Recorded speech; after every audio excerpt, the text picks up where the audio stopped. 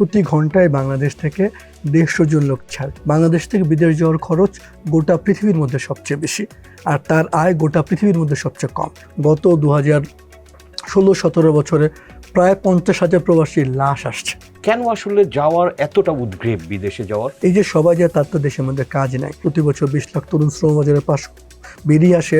তো এটা কি আমাদের দক্ষতার অভাব, জ্ঞানের অভাব, সচেতনার অভাবও কি এখানে কিছুটা দায়ী আপনি মনে করেন? সমাজ মনে করছে আপনি যখন দেশ ছেড়ে বাইরে চলে যাচ্ছেন, আপনাকে একটা বিয়ের বাজারে বলেন, সমস্ত কিছু তার সামাজিক মর্যাদা বাড়ছে, চাইলে নাকি টাকাও ধার দিতে এবং টাকা ধার দিতে চায়। সবচেয়ে ঝুঁকিপূর্ণ কঠিন কাজগুলো বাংলাদেশিরা করে। আমাদের টেকনিক্যাল ট্রেনিং সেন্টার থেকে যেই মানের কর্মী তৈরি হচ্ছে, তারা খুব বিদেশে যাওয়ার সুযোগ পাচ্ছে না, কারণ আন্তর্জাতিক মানের ওইরকম কর্মী আমরা তৈরি করতে পারছি না। এখন ফেরত আসে কিরকম? প্রতি বছর অন্ততপক্ষে 80 থেকে 90 হাজার লোক ডিপোর্টি হিসেবে ফেরত আসে। এই মানুষগুলোর জন্য কিন্তু রাষ্ট্রের কোনো উদ্যোগ নেই। যদি আমরা সেই প্রযুক্তির সহায়তা আসলে এমন কোনো উদ্ভাবন করতে পারতাম যেখানে বাংলাদেশের একজন কর্মী মুহূর্তের মধ্যে তার ঘরে বসে কাছাকাছি রেমিটেন্স পাঠাতে হবে, তাহলে আমি মনে করি এখন যেটা আমাদের $30 বিলিয়ন আসছে, এটা $40-50 বিলিয়ন নেওয়া সম্ভব। নিরাপদ অভিবাসন ফেরত, এটা করার জন্য আসলে কি করা দরকার? 7-8টা মন্ত্রণালয় আছে, এদের যে একটা সমন্বিত ছবি, সেটা কিন্তু আপনি পাবেন না। কি গভীর বেদনার কথা, সে বলছে আমার এয়ারপোর্টে, দূতাবাসে আমার কষ্টের কথাটা শোনার কেউ নাই, কেউ আমাকে মানুষের মর্যাদা দেয় না। সামনে যারা যেতে চায় তাদের জন্য আপনার কি মেসেজ দিবেন? বিদেশ যাওয়ার আগে আপনি জানতে হবে আপনি কোন কাজটা জানেন, আপনার কাজটা শিখতে হবে, আপনার ল্যাঙ্গুয়েজটা শিখতে হবে, আপনার জানতে হবে আপনি কোন দেশে যাচ্ছেন, এই টাকা আপনি কতদিনে তুলতে পারবেন।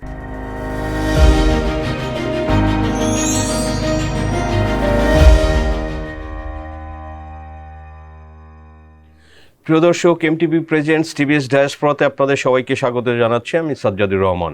মায়ের ওষুধের টাকাটা দিও, নিয়ে নিও। আপনি যখন নিও তখন বিল পে, ফান্ড ট্রান্সফার অথবা সেভিংস সবই হবে টেনশন ফ্রি। দর্শক, আমাদের সঙ্গে গেস্ট হিসেবে আছেন শরীফুল হাসান, ব্র্যাকের অ্যাসোসিয়েট ডিরেক্টর এবং ব্র্যাক মাইগ্রেশন প্রোগ্রাম সেটার হেড হিসেবে কাজ করছেন।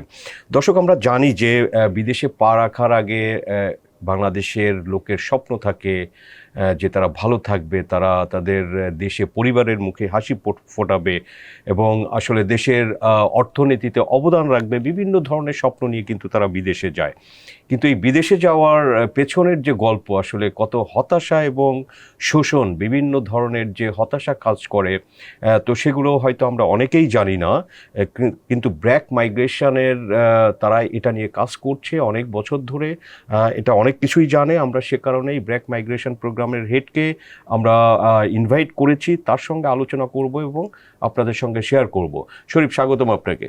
ধন্যবাদ। থ্যাংক ইউ, আপনি আমাদের সাথে যুক্ত হতে পেরেছেন। আমি জানি যে আপনি খুবই ব্যস্ত, তো এর মধ্যেও যুক্ত হওয়ার জন্য ধন্যবাদ আপনাকে।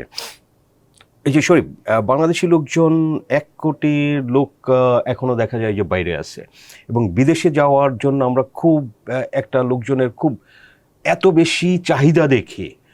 তো আসলে প্রশ্ন যে এরা কেন বিদেশে যায়, কারা যায়, কোথায় যায়? না, ধন্যবাদ সাজ্জাদ ভাই। যেটা আপনি বলছিলেন, আসলে যেই বাংলাদেশে আমাদের জন্ম, আপনি যদি দেখেন সেই দেশ ছাড়াটাকে আমরা মনে করি সফলতা যদি আপনি ইন্ডিকেটর ধরেন, আপনি দেখবেন গত 15-20 বছরে ঢাকা শহরে খুব ভালো চাকরি, IBA বুয়েট থেকে পাশ করা সে একদল লোক ইমিগ্রেন্ট হয়ে চলে যাচ্ছে অস্ট্রেলিয়া, কানাডা।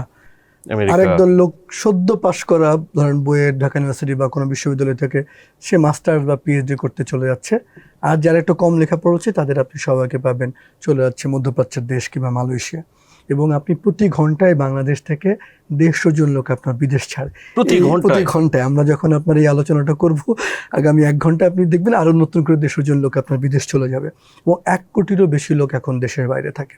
মানে আপনার এই মুহূর্তে বাংলাদেশে একজনও লোক খুঁজে পাওয়া কঠিন, যার আত্মীয় স্বজন, মামাতো ভাই, চাচাতো ভাই, খালাতো ভাই, কেউ না কেউ দেশের বাইরে থাকে না, এমন লোক বাংলাদেশে খুঁজে পাওয়া কঠিন। তার মানে যে 17 কোটি লোকের মধ্যে আপনি দেখেন 1 কোটি লোক দেশের বাইরে থাকছে, ওই 1 কোটি লোকের আত্মীয় স্বজন যদি আপনি ধরেন 5-6 জন করে, তার মানে পুরো বাংলাদেশে কিন্তু কোনো না কোনোভাবে কানেকশন। এবং ইতিবাচক আলাপ দিয়ে শুরু করি, কেন গুরুত্বপূর্ণ আপনি দেখেন। 1971 সালের 16 ডিসেম্বর যখন বাংলাদেশ স্বাধীন হয় মুক্তিযুদ্ধের মধ্য দিয়ে, বাংলাদেশ ছিল পৃথিবীর 2য় দরিদ্রতম দেশ। সেই জায়গা থেকে আজকে কিন্তু বাংলাদেশ যদি আপনি অর্থনীতি দেখেন 30-35তম অর্থনীতির দেশ, এবং কত LDC থেকে আমরা উত্তরণ আসছি। এবং এর পেছনে যে আমি বলি যে 3টা ফ্যাক্টর খুব গুরুত্বপূর্ণ ভূমিকা রেখেছে। আমার তত্ত্ব আমি বলি EFG, E দিয়ে আমি বলি এক্সপার্টেড ওয়ার্কার বা প্রবাসী শ্রমিক, এফ দিয়ে আমি বলি ফার্মার্স বা কৃষক, জি দিয়ে বলি গার্মেন্টস শ্রমিক। রোজ সকালবেলা আপনি শুকনো অপুষ্টির ছাপ যে মেয়েগুলোকে দেখেন, সেই গার্মেন্টসের মেয়েরা দেশের অর্থনৈতিক শক্তি। যেই কৃষক ঝড় বৃষ্টি যাই হোক সে শস্য ফলায়, তারাই অর্থনৈতিক শক্তি। এবং এই প্রবাসীরা এত কষ্ট করে যায় আপনার, মানে এরা কিন্তু, এদের পিছনে কিন্তু রাষ্ট্র কোনো বিনিয়োগ নাই, তার জমি জমা বিক্রি করে ধার দেনা করে ভয়ঙ্কর কষ্ট করে যায়। বাংলাদেশ থেকে বিদেশ যাওয়ার খরচ গোটা পৃথিবীর মধ্যে সবচেয়ে বেশি, আর তার আয় গোটা পৃথিবীর মধ্যে সবচেয়ে কম। এটার কি কোনো হিসাব আছে, গড় কোনো খরচ যাওয়ার? আমাদের আইএলওর সাথে আমাদের পরিসংখ্যান ব্যুরো যে স্টাডি, তাতে আমরা বলি যে তার যাওয়ার যে খরচটা সেইটা তুলতেই তার লেগে যায় হচ্ছে 18 মাস থেকে 2 বছর। এখন আপনাকে কেন এই কথাটা বলি, দেখেন আপনি যাচ্ছেন সৌদি আরবে 10 লাখ টাকা খরচ করে, আপনি মাসে হয়তো ইনকাম করবেন হচ্ছে ধরেন সর্বোচ্চ 20,000 টাকা, আপনি 1 বছর 2,40,000 টাকা ইনকাম করবেন, 2 বছরে আপনি 5 লাখ টাকা ইনকাম করবেন, আপনার খরচ সব বাদ দিলাম। এখন আপনি যখন 10 লাখ টাকা খরচ করে ফেলেছেন, আপনি তখন এই টাকাটা তুলতে হবে, কারণ আপনি জমি জমা বিক্রি করে ধার দেনা করে আপনি টাকাটা দিয়েছেন। এখন আপনি ওইখানে আপনার কষ্টের কথা বলতে পারেন না, আপনার পরিবার বা স্বজনরা জানেন আপনি কীভাবে থাকেন। আমি বলেন সৌদি আরব বলেন, কাতার বলেন, বাহরাইন বলেন, মালয়েশিয়া বলেন, মালদ্বীপ বলেন, এই দেশগুলোতে ঘুরে ঘুরে আমি প্রবাসীদের ক্যাম্পে গিয়ে দেখেছি, ধরেন এক রুমের মধ্যে গাদাগাদি করে 25-30 জন থাকে, আপনার সেখানে আলো বাতাস ঢোকে না। আপনি হয়তো টুইন টাওয়ার দেখছেন বা দুবাইয়ের বুর্জ আল খলিফা দেখছেন, তো তার পেছনে বাংলাদেশিরা যেভাবে থাকে, আপনি দেখবেন বেশিরভাগ প্রবাসী বাংলাদেশি যদি আপনার যারা কাজ করে শ্রমিক, আপনাকে ওর ঘরে নিয়ে যেতে পারবে না সে, কারণ হচ্ছে ওই যে এক রুমে 20-25 জন থাকে, সেখানে আলো বাতাস নেই, অনেক সময় তারা শিফট করে ঘুমায়। এবং তার ফলে হয় কি, এই যে সে এখন 5-7 লাখ 10 লাখ টাকা খরচ করে গিয়েছে, তার সারাক্ষণ টেনশন কি করে এই টাকা তুলবো। এই টাকা তুলতে গিয়ে সে 18-20 ঘন্টা কাজ করে। প্রতি মাসে এখন আমাদের গড়ে 1 লাখের বেশি প্রায় মতো লোক বিদেশে যাচ্ছে। গত 4-5 বছর ধরে প্রতি বছর গড়ে 10 লাখ 12 লাখ লোক বিদেশে যাচ্ছে। কেন যাচ্ছে? প্রতি বছর যে 20 লাখ তরুণ আমাদের শ্রমবাজারে প্রবেশ করে, তাদের কিন্তু কাজের সুযোগ নেই। তার একটা বড় অংশ কিন্তু চলে যাচ্ছে দেশের বাইরে, এবং দেশের বাইরে গিয়ে সে যে কষ্ট করে টাকাটা পাঠাচ্ছে, এইটা যে কি পরিমাণ কষ্টের, আমি যদি বলি আপনাকে, গত 2016-17 বছরে প্রায় 50,000 প্রবাসীর লাশ আসছে। শাহজালাল আন্তর্জাতিক বিমানবন্দরে আগুন দেখেছেন কার্গোতে, সেই কার্গোতে যে আগুন যেখানে লাগে, ওই কার্গোর মধ্যে কফিন থাকে, অসংখ্য কফিন। আপনি তাদের কফিনগুলো রাখার জন্য কিন্তু আলাদা জায়গা থাকে না, ওই মালামালের সাথে কফিনগুলো পড়ে থাকে, এবং আপনি প্রতিদিন গড়ে 10 থেকে 12টা লাশ আসে। তার মানে একদিকে আমাদের লোকজন ঘাম রক্ত দিয়ে, মানে রীতিমতো রক্ত দিয়ে কিন্তু তারা আজকে ওই বিদেশে যেমন গড়ছে, আবার দেশের মধ্যে কিন্তু তারা টাকাটা পাঠাচ্ছে, এবং সেই টাকায় দেশের অর্থনীতি চলছে। আপনার সাইফুর রহমান যখন বাংলাদেশের অর্থমন্ত্রী ছিলেন, আপনার 2 দশক আগেও, তিনি যখন আমাদের বাজেট করতে যেতে হতো, তিনি বলতেন আমার বিভিন্ন কনসালটেন্টে যেতে হয় কেন, লোন করতে। কিন্তু সেই জায়গা থেকে কিন্তু বাংলাদেশকে যে বের করে আনলো প্রবাসীরা, যে $30 বিলিয়ন মানে কত, সারা পৃথিবী মিলে বাংলাদেশকে যে ঋণ দেয় তার থেকে 12 গুণ বেশি অর্থ পাঠায় প্রবাসীরা। আপনার মোট যে বৈদেশিক বিনিয়োগ এফডিআই, তার থেকে প্রায় 8 থেকে 10 গুণ।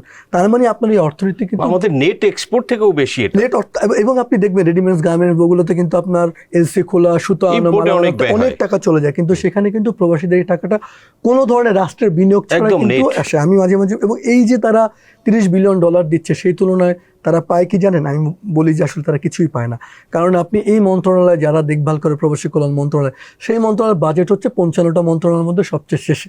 এই প্রবাসীরা বেঁচে থাকতে কিন্তু রাষ্ট্র থেকে না সম্মান না মর্যাদা পায়। আপনি সে যখন ঠিক করে যে আমি বিদেশ যাব, তার পাসপোর্ট তৈরি, তার ডিমান্ড, তার মেডিকেল, তার এয়ারপোর্ট যাওয়া, প্রত্যেকটা হয়রানি। যাওয়ার পর এত কিছু করে সে যখন ওই মরুর দেশ আবহাওয়ার মধ্যে পৌঁছায়, 50-54 ডিগ্রি তাপমাত্রা, তার মধ্যে কঠোর পরিশ্রম, রাতে এক গাদাগাদি করে থাকা, তারপর সে দেশে টাকা পাঠায় এত কষ্ট করে, আবার সে যখন 8-10-15 বছর পর দেশে আসে, তার জন্য কিন্তু কোনো কিছু নাই। আপনি প্রায় দেখবেন বিমানবন্দর প্রবাসীদের কি ভোগান্তি, হয়রানি, শূন্যতে ফেরত আসা।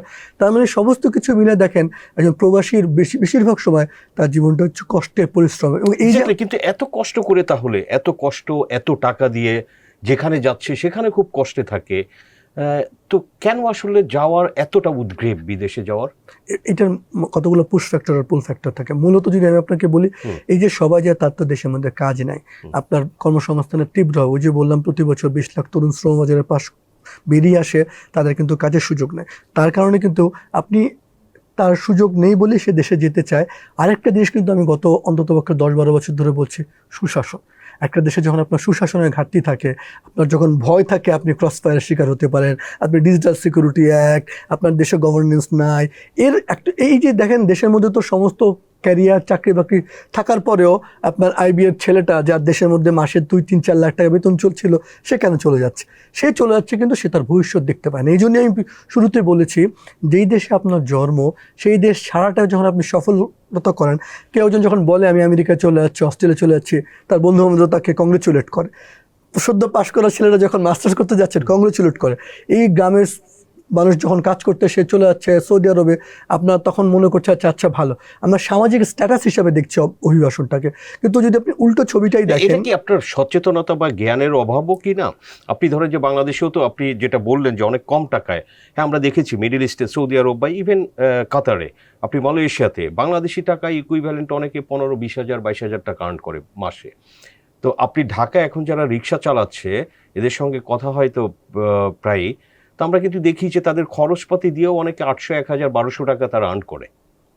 ব্যাটারি রিক্সা চালাচ্ছে, এখন প্যাডেল না। তো আপনি আমাদের গ্রামেও তো আমাদের রুরাল ইকোনমি এখনও এগ্রো বেসড ইকোনমি, সেখানে অলমোস্ট অর্ধেক কর্মসংস্থান। তো সেখানে ধরেন যে একটু উদ্যোক্তা শ্রেণী হতে পারে, বিভিন্ন রকমের ছোট ছোট, একবারে তো কেউ বড় হয় না।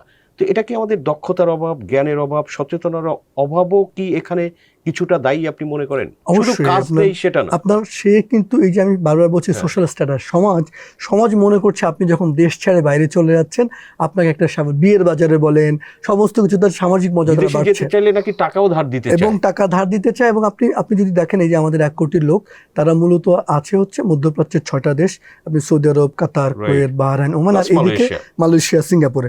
আপনি এবং কোন জায়গা থেকে যায়, আপনি যদি ঢাকা থেকে বেরোন তাহলে আপনি দেখবেন নারায়ণগঞ্জ, মুন্সিগঞ্জ, কুমিল্লা, নোয়াখালী, ফেনী, চিটং, এবং এইদিকে আপনার নরসিংদী, ব্রাহ্মণবাড়িয়া, সিলেট, এই 8 থেকে 10টা জেলার লোক কিন্তু মূলত আপনার দেশের বাইরে যায়। এবং আপনি কুমিল্লাতে আজকে কিংবা টাঙ্গাইলে বা নরসিংদীতে আপনি কোনো তরুণ খুঁজে পাবেন না, ওই তরুণরা সব চলে যাচ্ছে দেশের বাইরে। আপনি গ্রামের পর গ্রাম, আপনার মধ্যবয়সী বা তরুণ নাই, ওইখানে আপনি ধান কাটার লোক নাই।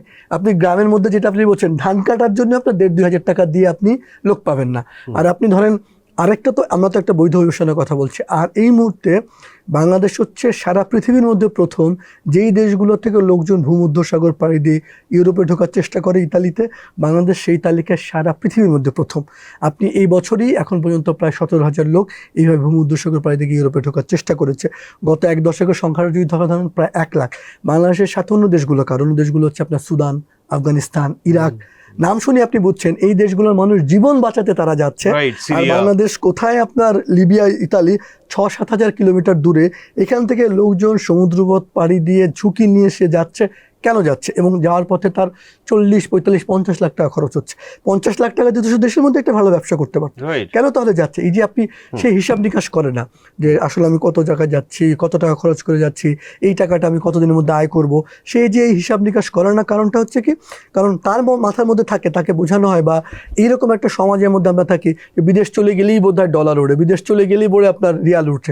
এই যে তার যে ঠিকভাবে পরিকল্পনা নেওয়ার ফলে কিন্তু সে নানান ধরনের সংকটে যাওয়ার পরে, এবং তার সারাটা জীবন যদি আপনি দেখেন, আমরা বলি এটা এক ধরনের মডার্ন ডেজ অফ স্লেভারি। আপনি এক ধরনের দাস প্রথার মধ্যে কিন্তু সে ঢুকে যায়, কারণ সে 10 লাখ টাকা খরচ করে মালয়েশিয়াতে তো এটা হয়েই থাকে, বনে জঙ্গলেও তাদের কাজ করে। এবং বাংলাদেশের যে কাজগুলো করে আপনার বিদেশে কাজ করতে গিয়ে শ্রমিকরা যে কাজগুলো করে সেটাকে আমরা বলি 3D, সবচেয়ে ডার্টি, ডেঞ্জারাস এবং ডিফিকাল্টটা, সবচেয়ে ঝুঁকিপূর্ণ কঠিন কাজগুলো বাংলাদেশিরা করে। এবং এই যে সে এত পরিশ্রম করে, এই গল্পটা কিন্তু দেশের বেশিরভাগ লোক জানে না। সেভাবে আমি বিদেশে আছি, আমি খুব ভালো আছি, এবং বাকিজন ভাবে কি আমি ওর মতো যাবো, কারণ 5 বছর পর ছুটিতে একদিন আসে, আসার পর হয়তো বাজারে বড় মাছটা কেনে, একটা বড় গরু জবাই করে, প্রত্যেকে মনে করে না জানে ও কত ভালো আছে। কিন্তু ওর যে জীবনে দুর্ভোগ, ওর যে দুঃসহ যন্ত্রণা, এবং এই যে একই সার্কেল, আপনি দেখবেন এই প্রবাসীর মধ্যে যে একবার ঢুকেছে, ও কিন্তু এখান থেকে বের হয়ে খুব যে ভালো অবস্থার মধ্যে যেতে পারে তা কিন্তু না। আপনি এই যে 1 কোটি লোকের মধ্যে যদি আপনি খোঁজেন, আপনি দেখবেন কয়জন প্রবাসীর সন্তান ডাক্তার, ইঞ্জিনিয়ার হয়েছে। তারা কিন্তু আমাদের দেশে দেখবেন বাবা যখন থাকে না, তার মেয়েটা, তার সন্তানটা, তার স্ত্রী, তারা কিন্তু এক ধরনের অরক্ষিত থেকে যায়। সমস্ত কিছু মিলে যদি আপনি চিন্তা করেন, এবং আবার যদি নারী শ্রমিকও আপনি দেখেন, আমাদের পুরুষদের পাশাপাশি এখন মেয়েরা বিদেশে যাচ্ছে, মূলত মধ্যপ্রাচ্যের সৌদি আরবে ডোমেস্টিক ওয়ার্কার হিসেবে। আমাদের প্রায় 10 লাখ নারীও বিদেশ আছে। আপনি এই নারীরা কিন্তু সে ভাবছে যে আমি বিদেশে গিয়ে টাকা পাঠাবো, আমার ছেলে মেয়েগুলো লেখাপড়া করবে, এসে কিন্তু সে দেখছে উল্টো চিত্র। হ্যাঁ, একটা যদি আপনি বলেন রাষ্ট্রের কিন্তু সুবিধাটা কি হচ্ছে, রাষ্ট্র যে বছরে $30 বিলিয়ন পাচ্ছে, রাষ্ট্রের তো এটা কোনো ধরনের বিনিয়োগ ছাড়া ইনকাম। সেই জন্য আমাদের রাষ্ট্র কিন্তু এক ধরনের উৎসাহিত আপনি করে যে যেভাবে পারুক দেশের বাইরে চলে যাও, দেশের বাইরে চলে যাও, তুমি রেমিটেন্স পাঠাও। তার ফলে আপনি দেখবেন রাষ্ট্র কিন্তু চায় যে তার লোক যখন দেশের বাইরে চলে যাক, তার ফলশ্রুতিতে কিন্তু আপনি এই যে এত দুর্ভোগ, এত সংকট হওয়ার পরেও লোকজন কিন্তু দেশের বাইরে আমরা চলে যেতে রাষ্ট্রের চায়। রোল নিয়েও কিছু আলোচনা করব। তো আপনার এই যে বাংলাদেশ থেকে এত বেশি টাকা, আমরা দেখেছি যে ইন্ডিয়া, পাকিস্তান বা নেপালের লোকজনও এখন প্রচুর বিদেশে যায় কাজ করতে। আমরা শুনে থাকি যে যারা মিডল ইস্টে তারা 1 লাখ 1.5 লাখ টাকার মধ্যে চলে যায়, ইন্ডিয়ানরা, নেপালিজরা বাংলাদেশিদের সেখানে 6 লাখ 8 লাখ 10 লাখ টাকার আগে। বাংলাদেশিদের জন্য এই যে প্রতি পদে পদে আসলে প্রতারণা, ওখানে গিয়েও ঠকে, আপনার এখান থেকেও ঠকে, এই যে এত বেশি টাকা কেন প্রয়োজন হয়? আপনি আমাদের এই রিক্রুটমেন্টটা যদি আপনি দেখেন, এই রিক্রুটমেন্টটা ধরেন টাঙ্গাইলের একটা মানুষ হয়তো বিদেশ যাবে বা কুমিল্লার বা সুনামগঞ্জের, ওর ওই গ্রামের সাথে এই যে শহরের রিক্রুটিং এজেন্সিগুলো বসে আছে হচ্ছে আপনার হয় ফকিরাপুর, না হলে পল্টন বা গুলশান। এখন এই গুলশানের লোকটার সাথে আপনি সুনামগঞ্জের লোকটা কানেক্ট করবেন কিভাবে? কানেক্ট করার তো উপায় নাই। তাকে করে কি আপনার ওই যে গ্রামের একজন দালাল, তারই হয়তো আত্মীয় স্বজন, তারপরে আরেক ধাপের দালাল শহর, এই যে 3-4 ধাপের মধ্যস্বত্বভোগী গড়ে ওঠে। আবার একইভাবে আমাদের যে রিক্রুটিং এজেন্সিগুলো তারা ডিমান্ডগুলো আনেও কিন্তু কেনাবেচা করে। আপনি ধরেন মধ্যপ্রাচ্যে আসলে তো 60-এর দশকে যখন তেল আবিষ্কার হলো তখন তাদের প্রচুর লোক দরকার, তখন তারা বাংলাদেশ থেকে শ্রমিক নেওয়া শুরু করলো। এবং প্রথম দিকে যারা গিয়েছেন তারাই আপনার অনেকেই ব্যবসার সঙ্গে যুক্ত হয়ে গেছেন। এখন যারা যান তারা তাদের আত্মীয় স্বজনকে নিবে বলেন, তারা ওই সৌদি কোনো একজন শেখের কাছ থেকে এই ভিসাটা ডিমান্ড করছে। এবং এখন আপনার রাতারাতি অনেক কোম্পানি গড়ে উঠে গেছে যাদের কাজই হচ্ছে এই ধরনের ভিসা বা এই ধরনের ডিমান্ড তৈরি করা। আপনার কি হয়, সাপ্লাই ভিসা। সৌদি আরবে যদি আপনাকে বলি 2020-21 অর্থ বছরে আমাদের প্রবাসী আয় আসছে $5.7 বিলিয়ন।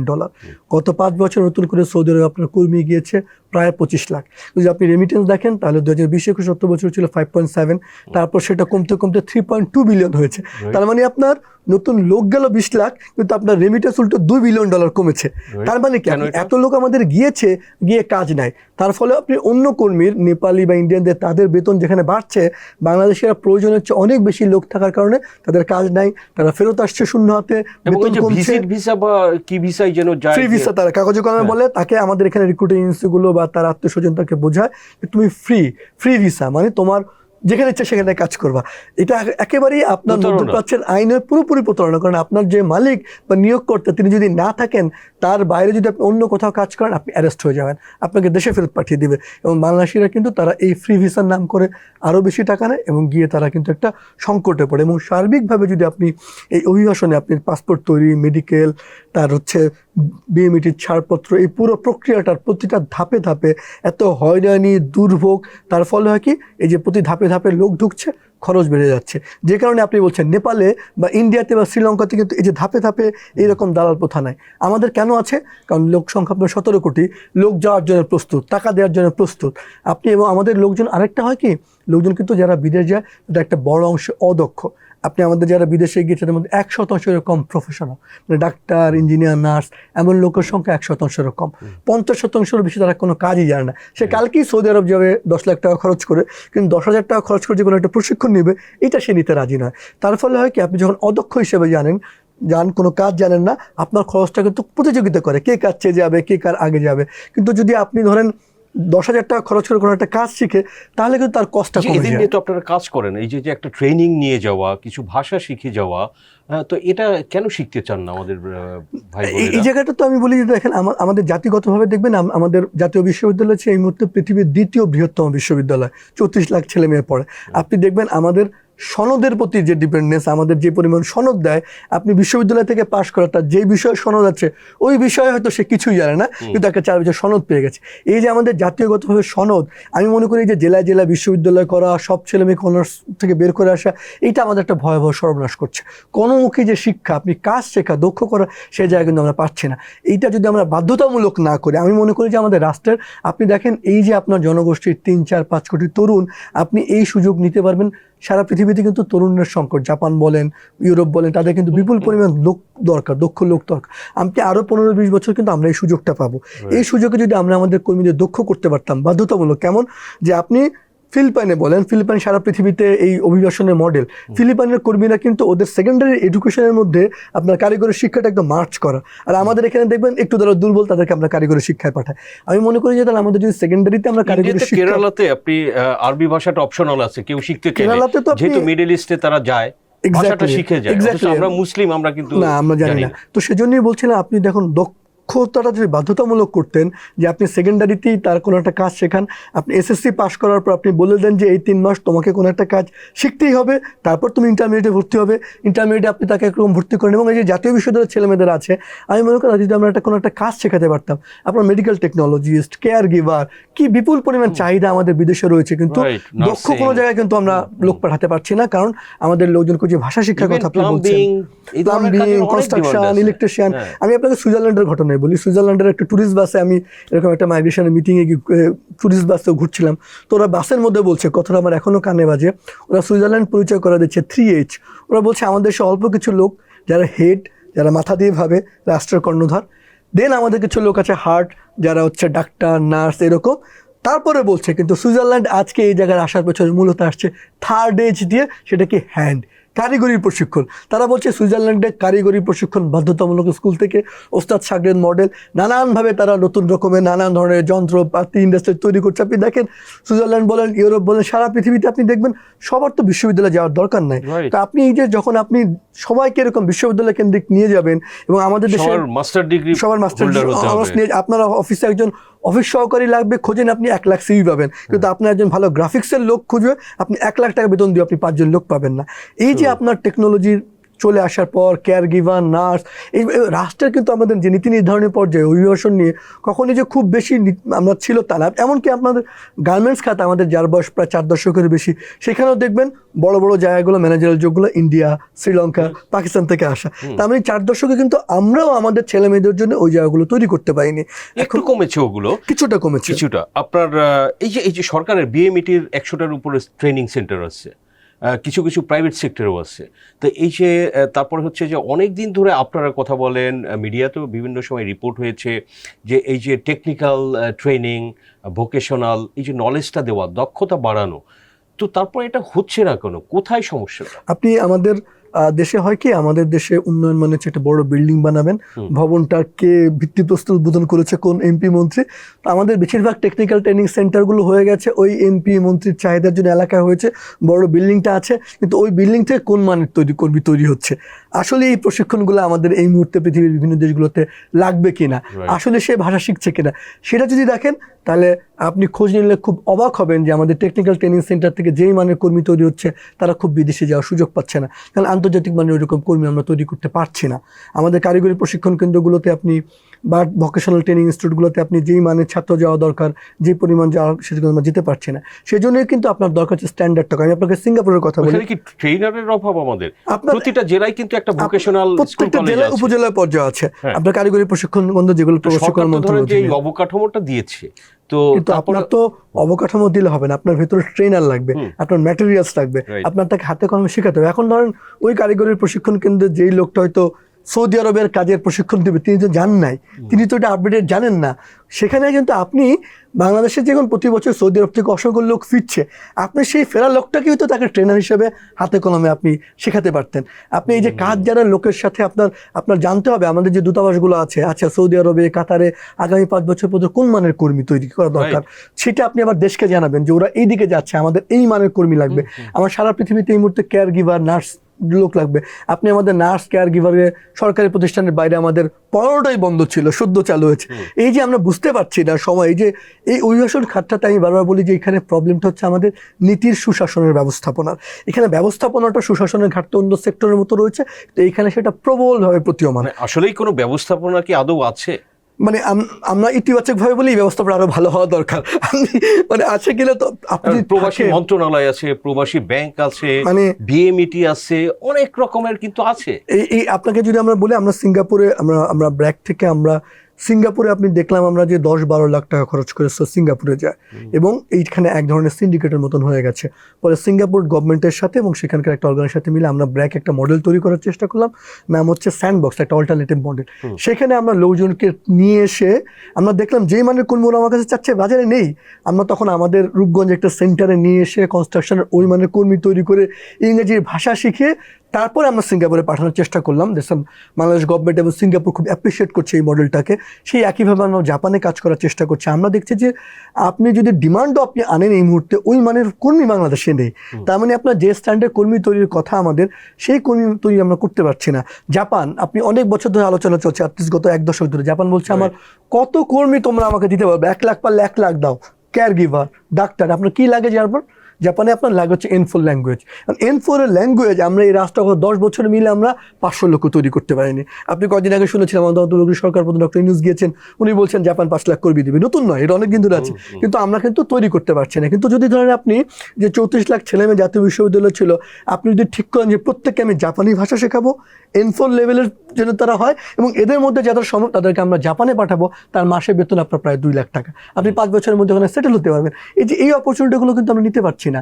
আপনার মেডিকেল টেকনোলজিস্ট, আপনার এগ্রিকালচার এক্সপার্ট ওয়ার্কার, এই যে আমাদের বাংলাদেশের শ্রম বাজারটা মূলত অদক্ষ শ্রমের বাজার, যে বছরে 10 লাখ লোক যাচ্ছে, মূলত হচ্ছে অদক্ষ কর্মী। তো আপনি অদক্ষ কর্মীর বাজার কতদিন ধরবেন? কারণ আপনার প্রযুক্তি চলে আসছে, আপনার ক্লিনিংয়ের কাজ এখন রোবট করছে, টেকনোলজি চলে আসছে। আপনি অদক্ষ বাজার দিয়ে কিন্তু বছরের পর বছর অদক্ষ বাজারও কমে যাবে, আমরা জানি কমে যাবে। এবং তার ফলে কি আপনার 10 লাখ অদক্ষ কর্মী আপনাকে যে রেমিটেন্স পাঠায়, শ্রীলঙ্কা, ফিলিপাইন বা ইন্ডিয়ার, ওদের 100 জন কর্মী যে আয় করে, আমার 10,000 কর্মী তা আয় করে না। কারণ আপনার অদক্ষ কর্মীর তো বাজার খুব সংকুচিত এবং বেতন খুব কম, এখানে দক্ষ কর্মীর বাজার অনেক বেশি।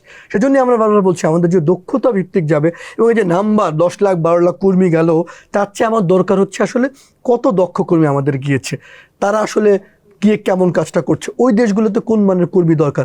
আমাদের দূতাবাস দেখেন, আমি মাঝে মাঝে মনে করি আপনার পররাষ্ট্র মন্ত্রণালয় বা আমাদের কূটনীতিকদের তাদের কথাবার্তা শুনলে আপনার মনে হবে যে তারা হয়তো কিছুক্ষণ পর রাশিয়া ইউক্রেন যুদ্ধ বন্ধ করতে যাবে, মজা করে বলছে। কিন্তু তার কূটনীতিটা হওয়া উচিত ছিল যে ওই দেশে বাংলাদেশি আসলে কোন ধরনের কাজের সুযোগ রয়েছে, আমার শ্রম কূটনীতি, যে আমার এই মানের কর্মী দরকার, বাংলাদেশকে জানানো, আমাদের শিক্ষা মন্ত্রণালয়কে মিনিমাম ওয়েজ, আমাদের দেশের লোকদের এত কম টাকা কেন যায়, প্রোটেকশন, তার সুরক্ষা, এবং পাশাপাশি আপনার দরকার আমাদের শিক্ষানীতিটা দেখেন। এই যে শিক্ষানীতি বছরের পর বছর আমাদের চলছে, এই যে মানে শিক্ষিত, আপনি দেখবেন বেকার কারা, বেকার সবচেয়ে শিক্ষিত। আপনি ঢাকার কোনো একটা পলিটেকনিক থেকে ইলেকট্রিশিয়ানের কাজ শিখেছে, এসির কাজ শিখেছে, আপনি ওর সিরিয়াল পাবেন না, মাসে 70-80 হাজার টাকা আয় করছে, গ্রামে গঞ্জেও করছে। কিন্তু আপনি তার বদলে এই যে গণহারে বিশ্ববিদ্যালয় জেলা জেলায় করছেন, লাখ লাখ ছেলেমেয়ে, তারা কিন্তু সব শিক্ষিত হয়ে বেকার থেকে যাচ্ছে। এই শিক্ষিত বেকারদের থেকে আমি মনে করি যে আমাদের আসলে কর্মমুখী শিক্ষায় আমাদের নজর দিতে হবে, এবং আরো অন্ততপক্ষে 10-15-20 বছর আমরা সেই সুযোগটা পাবো। এই জন্য পুরো অভিবাসন ব্যবস্থা বলেছেন, এটা আসলে করা দরকার। অনেক সময় এটা বলা হয়ে থাকে, বাট কেন হচ্ছে না আমরা এটা এখনো সারপ্রাইজড। বাট এই যে খুব সংক্ষেপে যদি একটু বলেন, যে ধরেন যে অন্য সময় তো পলিটিক্যাল সরকার, এই যে সিন্ডিকেটের লোকজন, আমরা জানি যে এই ম্যান পাওয়ার রিক্রুটিং এজেন্সির মধ্যে অনেকেই প্রভাবশালী এমপি, মন্ত্রী, এই ধরনের লোকজন। সো তারা না হয় অনেক কিছু প্রবাসীদের জন্য করতে পারেনি এই সিন্ডিকেটের কারণে। এখন তো একটা ইন্টারিম সরকার, তারা কিন্তু অনেক কিছু হোপ দিয়েছিল, আমরা সেটা জানি, একটা লাউঞ্জও করেছিল এয়ারপোর্টে। তো আপনার কি অবজারভেশন, এখানে কি গত 1-1.5 বছরে ভালো কি হয়েছে? আপনাকে যদি আমি বলি, আপনার অভিবাসন মানে খরচ আগে যা লাগতো তার চেয়ে কি কমেছে? কোথাও তো কমেনি, আপনার বেশিই লাগছে। আপনার যেই অনিয়ম, দুর্নীতি, সংকট ছিল, আপনি যে সিন্ডিকেটের কথা বলছেন মালয়েশিয়ায়, সেই সিন্ডিকেট নিয়ে সাংবাদিক হিসেবে আমি অসংখ্যবার নিউজ করেছি, এবং সেই সিন্ডিকেটে কিন্তু জয়ী হয়েছে। আমরা কি আসলে মালয়েশিয়ার শ্রম বাজারটা, আপনি যদি মনে থাকে, আপনার গত বছরের মে মাসে অন্ততপক্ষে 18,000 কর্মী যারা যেতে পারেনি, পথে ঘাটে ঘুরছিল, সেই 18,000 কর্মী, তাদেরকে এই পর্যন্ত 3বার তারিখ দেওয়া হয়েছে, তারা তাদের টাকা ফেরত পায়নি। এই অন্তর্বর্তী সরকারের পক্ষ থেকে বলা হচ্ছিল মালয়েশিয়া তারা দ্রুত যেতে পারবে, এই বছরে মার্চে, তারপরে মেতে, একজনও কিন্তু যেতে পারেনি। এবং এই প্রক্রিয়াটা কিন্তু শেষ হয়নি, তারা এখনও কিন্তু পথে পথে ঘুরছে। এবং আপনার যে কোনো দেশে যদি আপনি কর্মী নিয়োগ প্রক্রিয়া বলেন, আপনার যে সেখানে যে খুব উন্নত হয়েছে, সুশাসন এসেছে, তা কিন্তু না। যে অভিবাসন ব্যবস্থা যে সুশাসনের ঘাটতি ছিল, সেই ঘাটতি কিন্তু এখনও প্রকটভাবে রয়ে গেছে। আপনি খুব যে দৃশ্যমান না, আপনি লাউঞ্জের কথা বলছেন, শুনতে মনে হয় যে একটা লাউঞ্জ হয়েছে, কিন্তু আপনি লাউঞ্জে তার একটা বার্গার, আপনি একজন মানুষ যখন বিদেশ যায়, সে তো তার কাছে খুব বেশি টাকা রাখে না, কারণ সে অপেক্ষায় থাকে যে টাকা তার যা ছিল সে সব টাকা সে ওইখানে গিয়ে প্লেনে খাবার দিবে, সে জানে। আপনার দরকার ছিল ওই মানুষ যখন ফেরত আসার পর তার জন্য আপনি একটা লাউঞ্জ করেন, যেখানে সে বিশ্রাম নিতে পারবে, যেখানে শূন্য হাতে ফেরত আসলে তাকে বাড়ি পৌঁছানোর জন্য আপনি কিছু করবেন, রাষ্ট্রের নানা জন উদ্যোগ থাকবে। আমাদের হয় কি, মানে আমাদের চেয়ারগুলোতে এক ধরনের জাদু আছে, যখন যারা সরকারে বসে ওই একই জাদুর মানে তালে লয়ে তার একই ধরনের কথাবার্তা বলে। তো ভাগ্যের যে পরিবর্তন, যে প্রবাসীর, যে কৃষকের, যে গ্রামীণ শ্রমিকের, যে সাধারণ মানুষের, তাদের ভাগ্যের কিন্তু খুব একটা পরিবর্তন হয় না। যে আপনি ফেরত আসার কর্মীদের কথা বললেন, আপনাদের ব্র্যাকের এয়ারপোর্টেও আপনাদের অফিস আছে এই রিটার্নিদের নিয়ে কাজ করা, তাদের সাহায্য করা বিভিন্ন ধরনের। তো এই যে রিটার্ন এখন ফেরত আসে কীরকম গড়ে প্রতিদিন? আপনি আমাদের যদি বলেন 2008 সাল থেকে আমরা ডাটা সংগ্রহ করি, প্রতি বছর অন্ততপক্ষে 80 থেকে 90 হাজার লোক ডিপোর্টি হিসেবে ফেরত আসে। ডিপোর্টি মানে হচ্ছে সে কোনো ডিপোর্টেশন সেন্টারে ছিল। এরকম লোকের সংখ্যা বছরে প্রায় 1 লাখ এবং প্রায় শূন্য হাতে ফেরত আসে। সবচেয়ে বেশি ফেরত আসে সৌদি আরব থেকে, মানে আপনি গিয়েছে কাজ পানি তখন ফেরত আসলো। আমরা এয়ারপোর্ট অথরিটির সাথে মিলে, আমাদের প্রবাসী কল্যাণ ডেস্ক, আমাদের সিভিল এভিয়েশনের সাথে মিলে আমরা এয়ারপোর্টে এই কাজগুলো গত 8 বছর ধরে করছি। আমরা প্রায় দেখি শূন্য হাতে মানুষ ফেরত আসে।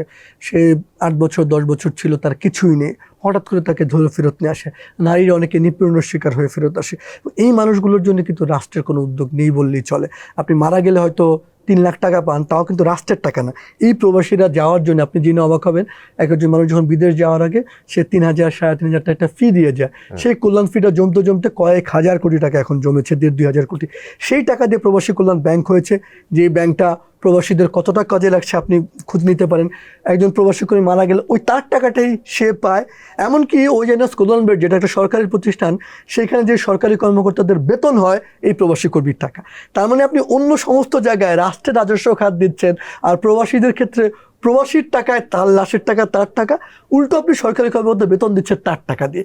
মানে আমার মাঝে মাঝে মনে হয় যে প্রবাসীরা যে $30 বিলিয়ন যারা দিচ্ছে, তাকে আপনি কি করছেন? তাকে আপনি আদৌ মর্যাদা দিচ্ছেন? আপনি ধরুন রেমিটেন্স পাঠানোর কথাই বলছিলেন, যে আমি বলছিলাম ধরুন সৌদি আরবে যে রাষ্ট্রায়ত্ত ব্যাংক আছে, সেখানে একজন প্রবাসী কর্মী যদি ওই ব্যাংকের মাধ্যমে রেমিটেন্স পাঠাতে হয়, তাকে ছুটি নিয়ে 2 দিন আসতে হবে।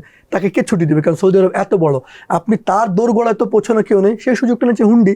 আমি মনে করি যদি আমরা সেই প্রযুক্তির সহায়তা আসলে এমন কোনো উদ্ভাবন করতে পারতাম যেখানে বাংলাদেশের একজন কর্মী মুহূর্তের মধ্যে তার ঘরে বসে কাছাকাছি রেমিটেন্স পাঠাতে হবে, তাহলে আমি মনে করি এখন যেটা আমাদের $30 বিলিয়ন আসছে, এটা $40-50 বিলিয়ন নেওয়া সম্ভব। আমাদের রেমিটেন্স পাঠানোর তো প্রবলেম আছে, আমাদের জাতীয় পরিচয়পত্রের মধ্যে আমাদের বেশিরভাগ প্রবাসীরা নেই, প্রবাসীদের জন্য আমাদের কল্যাণ নেই। এবং আমি বলি যে যত আপনি যদি বিমানবন্দরে তাদেরকে একটু সুবিধা দেন, সম্মান দেন, ফেরত আসার পর তাদেরকে সম্মান দেন, প্রবাসীদের স্ত্রী সন্তান, আপনি দেখেন এই যে এতগুলো রাষ্ট্রায়ত্ত ব্যাংক আছে, যারা রেমিটেন্স আছে, আপনি প্রবাসীদের জন্য কোনো প্যাকেজ খুঁজে পাবেন? বেশিরভাগ ব্যাংকে আপনি খুঁজে পাবেন না। তারা যদি সেখানে নানান ধরনের প্যাকেজ করতো, এবং শুধু প্রবাসীদের না, আমাদের ডায়াসপোরাদেরও, যে আপনি এই ধরনের স্কিম প্রবাসীদের জন্য আপনি নানান ধরনের স্কিম করতেন, তারা সেখানে হয়তো বিনিয়োগ করতো। এবং আমি মনে করি যে আমাদের একটা বিশেষ অর্থনৈতিক অঞ্চল কেন হবে না প্রবাসীদের জন্য? কারণ আমাদের অনেক প্রবাসী রয়েছে মধ্যপ্রাচ্যে কিংবা ইউরোপে, যারা অসংখ্য ভালোভাবে বড় বড় ব্যবসা প্রতিষ্ঠানের মালিক, মার্কেটের মালিক, তারা কিন্তু দেশের সাথে কানেক্ট করতে চায়। এই যে ডায়াসপোরা দেশের সাথে কানেক্ট করতে চায়, অনেকে কানেক্টেড হয়েছেও। তারা ধরেন যে এটা আরেকটা সমস্যা, বাংলাদেশে ঢাকাতে তারা জমি, ফ্ল্যাট এই ধরনের কিনে অনেকেই প্রতারিত হয়, যে এগুলো শেষ পর্যন্ত পায় না। এটাও নিশ্চয়ই আপনারা হয়তো বিভিন্ন সময়। সে কারণেই আমি বলছি, আপনি যে প্রবাসীদের যদি আপনি একটা বিশেষ অর্থনৈতিক অঞ্চল করতেন, যেখানে একজন প্রবাসী এসে বিনিয়োগ করতে পারবে, বিদেশ ফেরত লোকজন কাজ করবে, এই যে রাষ্ট্রের যে ভাবনাগুলো প্রবাসীদের নিয়ে, সেই ভাবনাগুলো আপনি ইন্ডিয়া, শ্রীলঙ্কা, ফিলিপাইন, তাদের যেমন আছে, আমাদের যে 1 কোটি প্রবাসী, তাদের জন্য কিন্তু আমাদের ভাবনাগুলো নেই। এবং এই সেক্টরে যে বার্গেন করার জন্য, যেহেতু তারা বিদেশ থাকে, তাদের ভোটাধিকার নেই, তাদের কথা বলার জন্য খুব বেশি লোকজন নেই। আপনার আরএনজি সেক্টরে যে কথা বলার জন্য বিজিএমের নেতৃত্বকে আপনি যেভাবে পান, প্রবাসীদের জন্য কিন্তু দেখভাল করার কেউ নেই। এরা হচ্ছে, সেই কারণে আমি প্রায় বলি, এরা রাষ্ট্রকে দিচ্ছেন সর্বোচ্চ, তো পাচ্ছেন না কিছুই। অথচ যদি এদিকে একটু আপনি সম্মান দেন, একটু মর্যাদা দেন, তো এই যে রাষ্ট্রের ভিত্তি, এই আজকে যে আমাদের সরকারগুলো বড় গলায় কথা বলতে পারে, তার যে বাজেট নিয়ে দুর্ভাবনা করতে হয় না, তার একটা বড় কারণ কিন্তু আমাদের এই প্রবাসীরা। আমাদের specially foreign currency, foreign exchange reserve, যেটা আমাদের ইম্পোর্ট পেমেন্টের জন্য তো দরকার ডলার, তো সেটার মেইন সাপ্লায়ার আসলে এই প্রবাসীরা। তো এই যে এত সমস্যা, এত প্রতারণা, এই যে নিরাপদ অভিবাসন বা একজন কাজ করে ফেরত এসে আবার এখানে তো তার একটা প্রতিষ্ঠারও ব্যাপার আছে। সো এন্টায়ার এই জিনিসটা করা, যে নিরাপদ অভিবাসন ফেরত, এটা করার জন্য আসলে কি করা দরকার? আপনি একজন এই সেক্টরের এক্সপার্ট হিসেবে আপনার কি ওপিনিয়ন? আপনি যেটা বলছেন নিরাপদ অভিবাসন মানে একজন মানুষ যখন ঠিক করে বিদেশ যাবে, তার যাওয়ার প্রক্রিয়াটা থেকে আরম্ভ করে, টিকিট থেকে আরম্ভ করে, গিয়ে আবার ফেরত আসা, দেশে আসার পুরো প্রক্রিয়াটাকে ঠিক রাখা। তো এই নিরাপদ অভিবাসন যদি আপনি দেখেন, যে কারণে বলছিলাম বাংলাদেশ থেকে বিদেশ যাওয়ার খরচ গোটা পৃথিবীর মধ্যে সবচেয়ে বেশি। এখন সে যখন এই টাকা খরচ করে, তার জীবন তো পুরোটাই দুর্বিষহ হয়ে যায়, টাকাটা তুলতে পারে না, পদে পদে দুর্ভোগ। এই কারণে করে আপনি দেখেন প্রবাসী এই কারণে কিন্তু অনেকগুলো মন্ত্রণালয় জড়িত। আপনি টিকিটের বিষয়টা দেখা হচ্ছে আপনার বেসামরিক বিমান পরিবহন মন্ত্রণালয়, মেডিকেলটা দেখা হচ্ছে স্বাস্থ্য মন্ত্রণালয়, তার পরিচয়পত্র ছাড়পত্র এগুলো দেখা হচ্ছে স্বরাষ্ট্র মন্ত্রণালয়, প্রবাসীরা দেখা হচ্ছে আপনার তার বিদেশ যাওয়াটা দূতাবাসগুলো দেখে পররাষ্ট্র মন্ত্রণালয়। এই যে 7-8টা মন্ত্রণালয় আছে, এদের যে একটা সমন্বিত ছবি সেটা কিন্তু আপনি পাবেন না, যার ফলে হয় কি এদের দুর্ভোগগুলোর কিন্তু মানে এটা কোনো শেষ নাই, সীমাহীন দুর্ভোগ। তো এইটাকে যদি আমরা রাষ্ট্রের সর্বোচ্চ প্রায়োরিটি দিতাম, তাহলে আমার কাছে মনে হয় যে সমন্বিত হয়ে যদি আমরা উদ্যোগ নিতাম, আমরা আসলে যদি তাদের জন্য ভাবতাম, আমাদের রাষ্ট্রের নীতি নির্ধারণ এবং কাগজে কলম, এটা শুধু মানে নীতিতে বইয়ের মধ্যে তুলে রাখলাম তা না, বাস্তবে যদি আপনি দেখবেন, আমি যখন এয়ারপোর্ট দিয়ে যাই, ও যখনই এয়ারপোর্টে দায়িত্বশীল, ও বোঝে একজন শ্রমিক, ও চাহনি দেখে ওর কিন্তু কথাবার্তা আচার আচরণ বদলে যায়। এবং বেশিরভাগ প্রবাসী দেখেন, আমরা তো কাজ করি, আমরা প্রবাসীরা আমাদেরকে, আমরা যখন কথা বলি, আমরা যখন কাউন্সিলিং দিই, বেশিরভাগ প্রবাসী বলে এই জীবনে প্রথমবারের মতো কেউ আমার কথা শুনছে, কি গভীর বেদনার কথা। সে বলছে আমার এয়ারপোর্টে, দূতাবাসে আমার কষ্টের কথাটা শোনার কেউ নাই, কেউ আমাকে মানুষের মর্যাদা দেয় না, আমার মনে হয় না আমি মানুষ। এই যে একজন মানুষকে গভীর বেদনা দিলে হয়। এবং আপনাকে আমি বলি এই ক্ষেত্রে কেন, ধরেন সৌদি আরব, মালয়েশিয়া, আপনি প্রায় দেখবেন বাংলাদেশের সঙ্গে যাচ্ছে তাই ব্যবহার করে, বিশেষত মালয়েশিয়া প্রবাসীদের উপর হয়রানি, যাচ্ছে তাই করা। আমি বলি এটা কেন করে? একজন ইন্ডিয়ার সাথে তো করে না, একজন শ্রীলঙ্কার সাথে তো করে না, বাংলাদেশের সাথে করে, কারণ আমরা আমাদের নাগরিকদের মর্যাদা দিই না। কালকে আপনি আপনার নাগরিকদের মর্যাদা দেন, সৌদি আরব যখন দেখে, মালয়েশিয়া যখন দেখে, ও নিজের দূতাবাসের সামনেও হয়রানির শিকার হয়, ওর বসার জায়গা নেয়, বৃষ্টিতে ভিজে, ও তখন চিন্তা করে ওর দেশে যদি ওকে সম্মান না দেয়। আমি আপনাকে ছোট করে একটা কথা, বিনা সিকরি তিনি মালয়েশিয়ার হাই কমিশনার ছিলেন ইন্ডিয়াতে। মালয়েশিয়া একটা ক্যাম্পে অভিযান করতে গিয়ে একজন মালয়েশিয়ান পুলিশ একজন ইন্ডিয়ার পাসপোর্ট ছুঁড়ে ফেলেছিল। ইন্ডিয়ানরা বলেছে তুমি আমার দেশকে অপমান করেছো, তোমাদের ক্ষমা চাইতে হবে। বিনা সিকরি তখন মনমোহন সিংকে চিঠি লিখেছে, মালয়েশিয়া 24 ঘন্টার মধ্যে ক্ষমা না চাইলে ওদের সাথে আমাদের ব্যবসা বাণিজ্য বন্ধ। মালয়েশিয়া ক্ষমা চাইতে বাধ্য হয়েছে। আর সেখানে বাংলাদেশিদের টর্চার করে, রতার নামে একটা ভয়াবহ নির্যাতন আছে, সেটা করে, হাতে শেকল পরিয়ে। আমি আপনাকে বলি, কোনো আইনে আপনি হাতে শেকল পরাতে পারেন না। বাংলাদেশিদের হাতে পায়ে শেকল পরিয়ে কুয়ালালামপুর বিমানবন্দর দিয়ে গরু ছাগলদের টেনে শত শত বাংলাদেশিকে তারা নিয়ে গেছে। সেই ছবি যখন পরপর দুদিন আমি তুললাম, পত্রিকায় ছাপা হলো, আমার দূতাবাসের কর্মকর্তারা আমাকে বলেছিল আপনি এই ছবি ছাপতে গেলেন কেন? এটা যে আইনের পরিপন্থী, এইটা যে করা যায় না, সেটা কিন্তু তাদের মাথার মধ্যে নাই। সেই জন্য আমি বলছি এই পুরো অভিবাসন ব্যবস্থা, আমাদের কূটনীতি, আমাদের আপনি দেখেন যেই দেশে 1 কোটি প্রবাসী দেশের বাইরে থাকে, আপনার বিমান লস কেন? ইমাজিন আপনার মধ্যপ্রাচ্যে, আপনার যেখানে প্রতি মাসে আপনার 1 লাখের বেশি লোক যাচ্ছে, আপনার সৌদি আরবে আপনার শ্রমিককে কেন্দ্র করে, আপনার সৌদি আরব থেকে আরম্ভ করে মধ্যপ্রাচ্যের সব এয়ারলাইন্স ব্যবসা করছে, আর আপনার 1 কোটি প্রবাসী শ্রমিক, আপনার লস। আপনার ইউরোপের 8-10টা দেশের লোক মিলে তো 1 কোটি লোক হয় না। তাহলে আপনি এখন বিমান কি আপনি জাপানের নারিতা এয়ারপোর্টে চালাবেন, নাকি ফ্রাঙ্কফুর্টে চালাবেন, নাকি আপনি সৌদি আরবে 10টা ফ্লাইট চালাবেন, নাকি কাতারে 10টা ফ্লাইট চালাবেন? আপনার প্রবাসী কর্মীকে সবাই ব্যবসা করছে, আর আপনার বিমান লস। আপনি কেন একজন প্রবাসী কর্মীকে সৌদি আরবে 1 লাখ 1.5 লাখ টাকা দিয়ে দিতে হবে? আপনি কেন প্রবাসীর জন্য একটা ফেয়ার করবেন না, যে না ঠিক আছে যারা একটা বিএমইটির ছাড়পত্র আছে প্রবাসী কর্মী, তার জন্য আমি একটা বিশেষ ফেয়ার দিলাম। আপনি তার মেডিকেল, আপনার এই যে মেডিকেলে যাওয়ার জন্য গামকার মেডিকেলের যে পরিমাণ দুর্ভোগ প্রবাসীদের হতে হয়, যে পরিমাণ টাকা তাকে খরচ করতে হয়, কোন জায়গায় তার দুর্ভোগ নেই? এই যে মেডিকেল, তার টিকিট, প্রতিটা জায়গায়। এবং আপনাদের সরকারের কি একটা প্রত্যেকটা দেশের জন্য একটা বিদেশ যাওয়ার খরচ নির্ধারণ করা আছে। ধরেন মালয়েশিয়ার জন্য 1 লাখ টাকা, সৌদি আরবের জন্য 1,62,000 টাকা। একজন শ্রমিকও সরকারের সেই খরচের মধ্যে যেতে পারে না, তাহলে তারা 5 গুণ 10 গুণ দেয়। এবং এটা সরকারের পরিসংখ্যানই আছে, আইএলওর সাথে বিবিএস এর যে পরিসংখ্যান বলছি। তো তারপরে আপনি কি ব্যবস্থা নিয়েছেন, ওই সুশাসনটা আপনি কি করেছেন? আমরা তো আশা করেছিলাম যে এটা ইন্টারিম নন পলিটিক্যাল সরকার, তাদের সময় এই খরচটা অন্তত একটা অফিশিয়াল রেটে হবে। আমরা আসলে আশা নিয়ে বাঁচি, 71 বলেন, 90 বলেন, 24 বলেন, আমরা সবসময় আশা নিয়ে বাঁচি। এবং এইবার আপনি মুক্তিযুদ্ধ বলেন কিংবা 24 আন্দোলন, আমাদের প্রবাসীদের কিন্তু বিশাল অবদান আছে। মুক্তিযুদ্ধের সময় তারা যেমন পাশে থেকেছে, 24 আন্দোলন বলেন, সবসময় কিন্তু প্রবাসীরা, সে হয়তো অনেক দূরে থাকে কিন্তু তার বুকের মধ্যে থাকে দেশটা। আপনাকে যখন সে ফোন করবে, সে ছাড়তেই চায় না, কারণ তার বুকের মধ্যে সবসময় বাংলাদেশটা থাকে। সে এত কষ্ট করে টাকা পাঠায়, সে দেশের মঙ্গল চায়, কিন্তু তাকে আমরা কতটুকু কাজে লাগাই?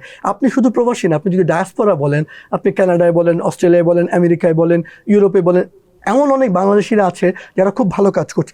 তাকে কি আপনি আপনার দেশের কাজে লাগিয়েছেন? কেন বুয়েটের ছেলেমেয়েরা লেখাপড়া শেষ করে বিদেশ চলে যেতেছে? তাকে কি আপনি দেশে মর্যাদা দেন? বা বিদেশে যারা বাংলাদেশিরা কাজ করছে, তাকে কি কোনোভাবে আপনি দেশের কাজে লাগান? আপনি ইন্ডিয়ায় বলেন, ফিলিপাইন বলেন, তারা কিন্তু তার যেই ক্ষেত্রে এক্সপার্ট আছে, তাকে তার দেশের কাজে লাগায়। আমরা কি আমাদের সেই প্রবাসীদের কাজে লাগাই? আমাদের দেখবেন দূতাবাসগুলো বেশিরভাগ সময় সব আমলই ব্যস্ত থাকে প্রোটোকল নিয়ে। কবে মন্ত্রী মহোদয় আসবেন, সচিব মহোদয় আসবেন, উপদেষ্টা মহোদয় আসবেন, তাদের নিয়ে যে আমাদের প্রোটোকল, সাধারণ একজন প্রবাসীদের দেখভাল করার জন্য কিন্তু নেই। এবং এই পুরো জায়গাটাতে আসলে আমি মনে করি যে আমাদের আমাদের সুশাসন খুব এম্বাসিগুলো জরুরি। অনেকে তো বলে যে তারা অনেকটা প্লেজার পোস্টিং, আসলে কোনো কাজই করতে হয় না, ইউরোপ আমেরিকাতে থেকে অনেক তারা এনজয় করে। শরীফ, এই যে আপনার ব্র্যাক তো রিক্রুটমেন্টও করে, মানে বিদেশে তো লোক পাঠিয়ে থাকে, তো ব্র্যাক এটা কিভাবে করে? আপনাকে প্রথমত বলি, আমরা অনেক বছর ধরে লোকজনের কাছে হচ্ছে আমরা অ্যাওয়ারনেস চালাচ্ছিলাম যে তুমি দালালের কাছে যাবা না, তুমি বৈধভাবে বিদেশ যাও, নিয়ম মেনে বিদেশ যাও। কিন্তু আমরা বার্কলি ইউনিভার্সিটির সাথে একটা গবেষণা করে দেখলাম যে এই অ্যাওয়ারনেস চালানোর পরও চেঞ্জ হচ্ছে না। লোককে তখন আমরা যখন বললাম যে তুমি কেন দালালের কাছে, সে বলে তো আপনি মুখে বললেন আমার আর কোনো উপায় আছে বিদেশ যাওয়ার? আমরা দেখলাম আসলে সত্যি তাই। এই যে সরকার কথা বলে দালালের কাছে যাও কেন, ও যদি গিয়ে সরকারি কোনো একটা অফিসার সে বলে আমাকে বিদেশ পাঠান, সরকারের অন্য কোনো ব্যবস্থাপনা নাই। তখন ব্র্যাক আপনার 12 বছর আগে তারা অ্যাজ ইউজুয়াল রিক্রুটমেন্ট লাইসেন্সের সমস্ত সোশ্যাল এন্টারপ্রাইজের একটা লাইসেন্স নিল, কিন্তু ব্র্যাক আসলে সেই অর্থে লোকজন মানে পাঠানো অন্য রিক্রুটিং এর মতো না পাঠিয়ে ব্র্যাক চেষ্টা করলো যে আসলেই লোককে কম খরচে পাঠানো যায় কিনা। এবং সেই কারণে ব্র্যাক ট্রেনিং দিয়েছে, যেটা বললাম সিঙ্গাপুরে যেখানে অন্যদের লেগে 10-12 লাখ টাকা, ব্র্যাক সেখানে 2 লাখ 2.5 লাখ টাকায় লোক পাঠিয়েছে, যেটা ওরাও বিশ্বাস করে যেটা সম্ভব। একইভাবে Japan. So BRAC as a recruiting agency হিসেবে গত 10-12 বছর এই পর্যন্ত 300-350 লোক পাঠিয়েছে, মূলত সিঙ্গাপুর, জাপান বা ইউরোপ। এখন চেষ্টা করা হচ্ছে, আমাদের উদ্দেশ্যটা হচ্ছে মানে আপনি ডায়রিয়া বলেন, খাবার স্যালাইন বলেন, টিকা বলেন, ব্র্যাক আসলে হয় কি অন্য এনজিওর সাথে পার্থক্য হচ্ছে ব্র্যাক সচেতন করে শেষ করতে চায়, একটা সার্ভিস অল্টারনেটিভ দাঁড় করাতে চায়।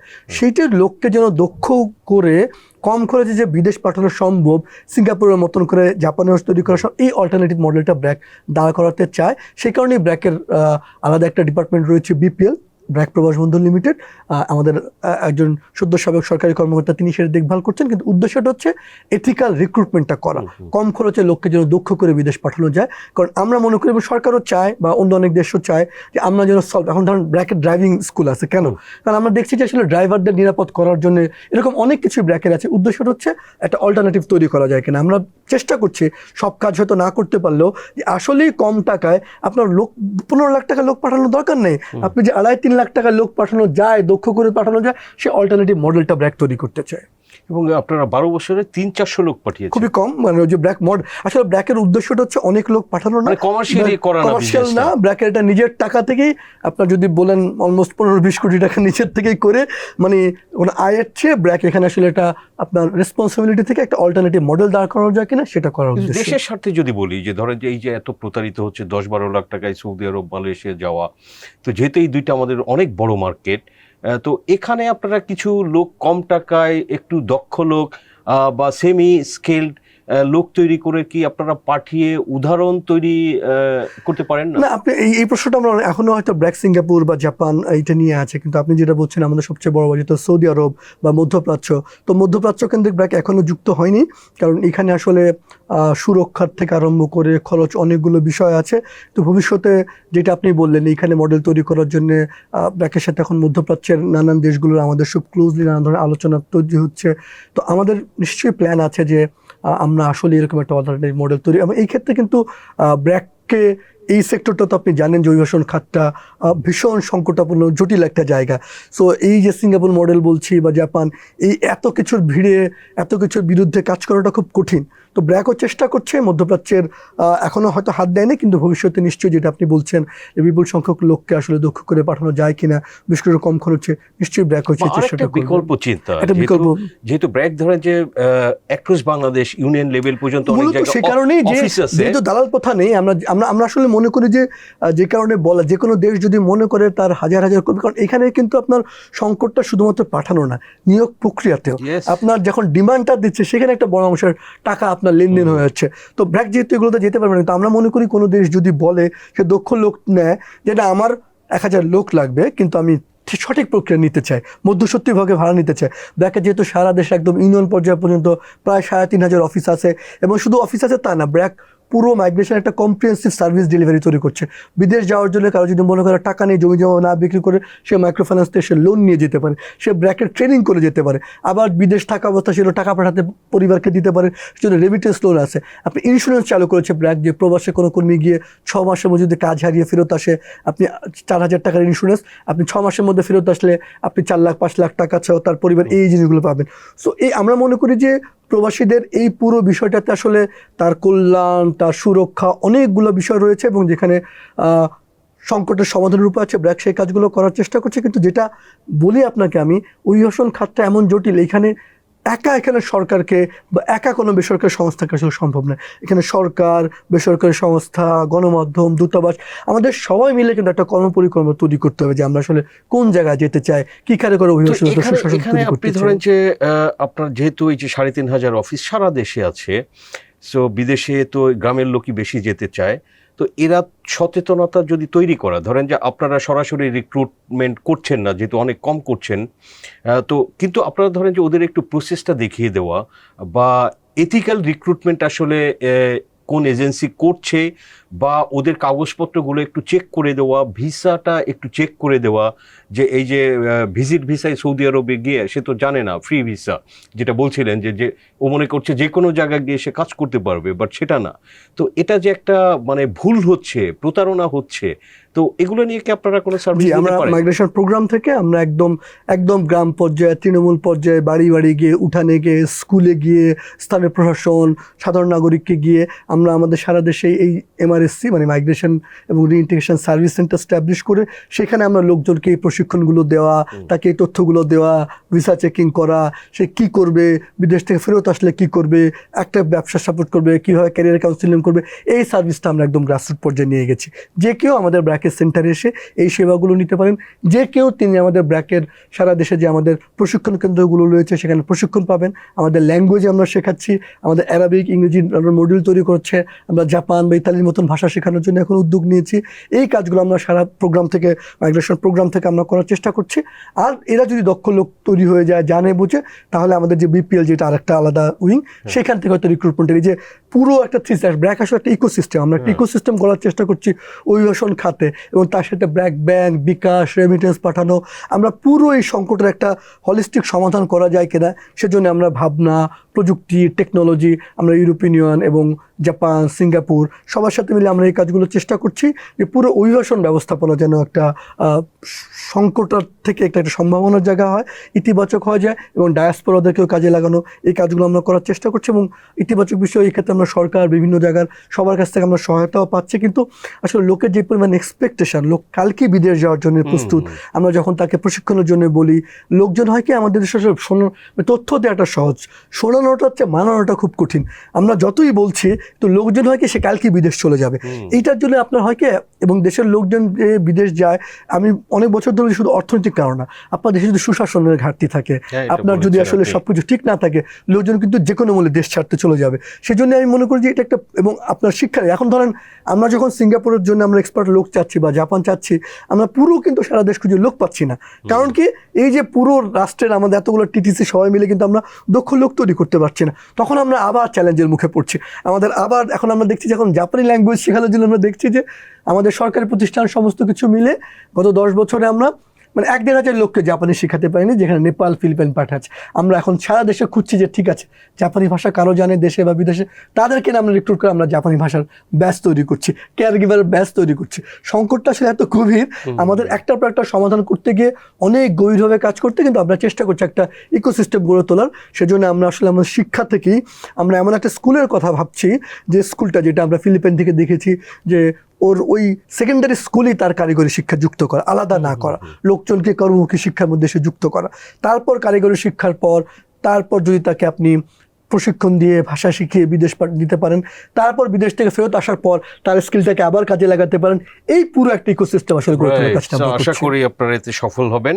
আমরা একদম আলোচনা শেষ দিকে শরীফ, যদি বলি যে এই যে যেটা শুরুতেই বলছিলেন যে ঘন্টায় 150 জন যাচ্ছে, প্রতি ঘন্টায় বাংলাদেশ থেকে বিদেশে যাচ্ছে, তো এরকম যেখানে চাহিদা, সো এই যে এত লোকজন যেতে চায়, সামনে যারা যেতে চায় তাদের জন্য আপনার কি মেসেজ দিবেন, যে আসলে খুব যে মেসেজ কি তাদের প্রতি? না, আমি প্রথমত বলবো যে কোনো মানুষ তার বিদেশ কিন্তু সে যেতেই পারে, এটা একটা সুযোগ, অপরচুনিটি, কিন্তু এটা যেন তার না হয়ে যায় যে আমাকে যেতেই হবে, তাকে কিন্তু আগে খুঁজতে হবে, যেন আপনি ক্যালকুলেটার নিয়ে তাকে বসতে হবে যে আমি কত টাকা খরচ করে বিদেশ যাওয়ার জন্য, এই টাকা আমি কতদিনে তুলবো, আমি কোন কাজটা ভালো জানি। আমি একটু মজা করেই বলি, আমাদের দেশে গ্রামে দেখবেন ছেলে বড় হয়েছে, অসুস্থ হয়ে গেলে একটু পাগলামি স্বভাব, ওর উচিত হচ্ছে একটা ডাক্তার দেখানো, সাইকিয়াট্রিস্ট দেখানো, না ওকে বিয়ে করায় দাও।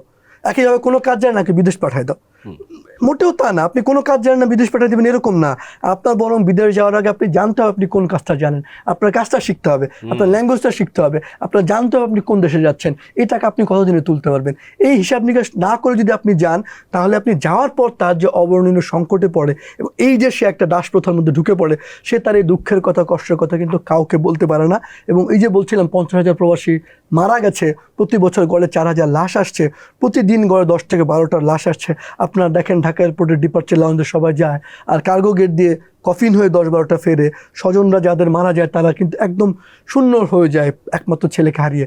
এই যে যেরকম প্রাণহানি না হয়, ভূমধ্যসাগরে আমাদের প্রাণহানি না হয়, কারণ আমরা একদিকে বলছি মধ্যায়ের দেশের দিকে যাচ্ছি, সেখানকার আমাদের লোক সাগরে ডুবে মরবে, সেখানে আমাদের লোক যে কোনো মূল্যে বিদেশ যাবে, এটা কিন্তু কোনোভাবেই আমাদের সাথে যায় না। সেজন্য আমরা লোককে বলতে চাই, বিদেশ যাওয়ার আগে তাকে জানতে হবে আমি কোথায় যাচ্ছি, কেন যাচ্ছি, কত টাকা খরচ করে যাচ্ছি, কী কাজে যাচ্ছি। মানে কোনোভাবেই না জেনে না বুঝে বিদেশ যাওয়া যাবে না, জানতে হবে, বুঝতে হবে। এবং সেই তথ্যগুলো জানার জন্য সরকারি যে কোনো অফিসের পাশাপাশি যে কোনো ব্র্যাক অফিসে আসতে পারে। আমরা চাই আমাদের লোকজন বিদেশে যাবে, জেনে বুঝে দক্ষ হয়ে বিদেশ যাবে। অসংখ্য ধন্যবাদ শরীফ, খুব বিস্তারিতভাবে এই যে খুবই গুরুত্বপূর্ণ বিষয়টি সহজভাবে তুলে ধরার জন্য আপনাকে ধন্যবাদ। ধন্যবাদ বিজনেস স্ট্যান্ডার্ডকে। এবং আমি যারা প্রবাসীরা শুনছেন, আমি সবসময় বলি যে এই প্রবাসীরা বাংলাদেশের অর্থনীতির ভিত্তি যত দূরেই থাকুক, তাদের বুকের মধ্যে লাল সবুজের পতাকাটা থাকে, তারাই বাংলাদেশ। রাইট, এটা তারা দেখিয়েছে বিভিন্ন সময়। বাসের টিকিটটা কেটে দিও। নিও হাতে যখন নিও তখন বিল পে, ফান্ড ট্রান্সফার অথবা সেভিংস সবই হবে টেনশন ফ্রি। দর্শক, আমরা আলোচনা করলাম যে প্রবাসীদের যে পেছনের গল্প, যে আসলে কত দুঃখ, হতাশা, কষ্টের মধ্যে তাদের জীবন চলে। এটা যাওয়া থেকে শুরু করে যেখানে তারা গন্তব্যে যায়, যেখানে থাকে, যেখানে কাজ করে, যেটা আয় করে, তো সব কিছুই কিন্তু আসলে এর পেছনে অসংখ্য গল্প আছে, তাদের সংগ্রামের গল্প। আমরা সেটা শরীফের থেকে আমরা সেটা জানতে পারলাম এবং আপনাদের সঙ্গে শেয়ার করলাম। দর্শক, কিন্তু আপনারা আসলে এভাবে বিদেশে যাবেন না। আপনাদের আত্মীয় স্বজন যারা বিদেশে যেতে চায়, আমরা শরীফের থেকে জানতে পারলাম, এটা কিন্তু ব্র্যাকের যে কোনো অফিসে গিয়ে আপনি তাদের থেকে পরামর্শ নিতে পারেন যে আপনি আসলে কেন যাবেন, কি করবেন, কোথায় যাবেন, আপনার কি যোগ্যতা আছে, কি দক্ষতা আছে এবং কি আসলে জানতে হবে, এগুলো আপনারা জেনে শুনে গেলে কিন্তু আসলে এইভাবে প্রতারিত হবেন না, আপনাদের এত টাকাও লাগবে না। সো দর্শক, আপনাদের সবাইকে অসংখ্য ধন্যবাদ টিভিএস ডায়াসপোরাতে আমাদের আজকের এই আলোচনা শোনার জন্য। ধন্যবাদ।